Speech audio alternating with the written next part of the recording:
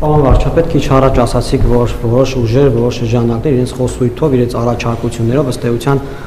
ուզում են սանձազերծել սեպտեմբերյան նոր սեպտեմբերյան պատերազմ։ Պարոն վարչապետ, կարող եք ավելի կոնկրետացնել, որ ուժերի մասին է խոսքը, եթե հնարավոր է, եւ որ ամենակարևորն է, նպատակը ո՞րն է, ինչու են այդ ուժերը ցանկանում սեպտեմբերյան նոր պատերազմ սանձազերծել։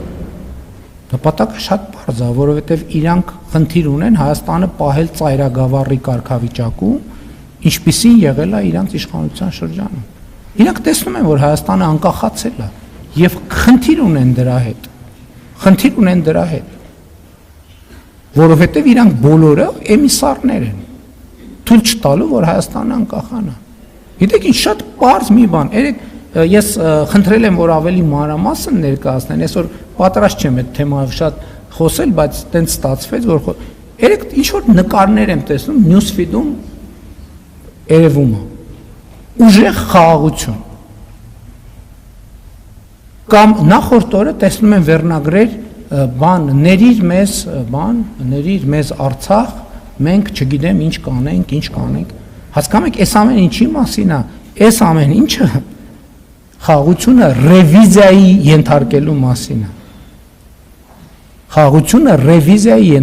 մասին է, խաղաղությունը ռևիզիայի ենթարկելու փորձը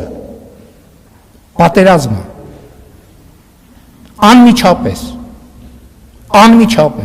կամ ասում են Արարատը մերն է, դա դիվանքը մերն է, դա պատերազմը։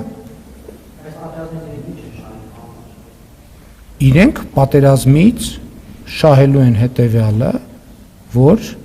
լինելու են ֆորպոստի եւ ոչ թե պետության կառավարիչ, որովհետեւ ժամանակը ցույց է տվել, որ դա իրանց ֆինանսապես ձեռնտու է։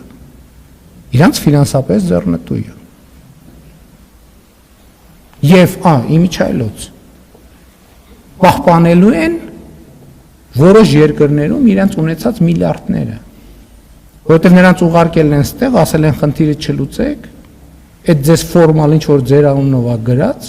այլևս չի լինի։ Այդ մարդկանցից այդ հիմնական ուժերը երեքն էլ, ով որ այդ դիրքից հանդես է գալիս, միլիարդների բան ունեցվածք ունեն Ռուսաստանում եւ Բելարուսում, միլիարդների ունեցվածք ունեն։ Հիմա իրանց ասել է, ուզում եք այդ ունեցվածքը պահեք, աշխատեք, քրտնեք, վազեք,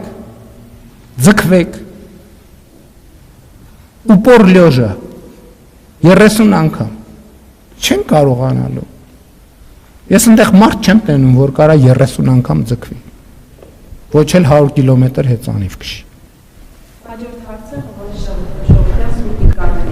Շնորհակալություն, պարոն վարչապետ, դիմել է արդյոք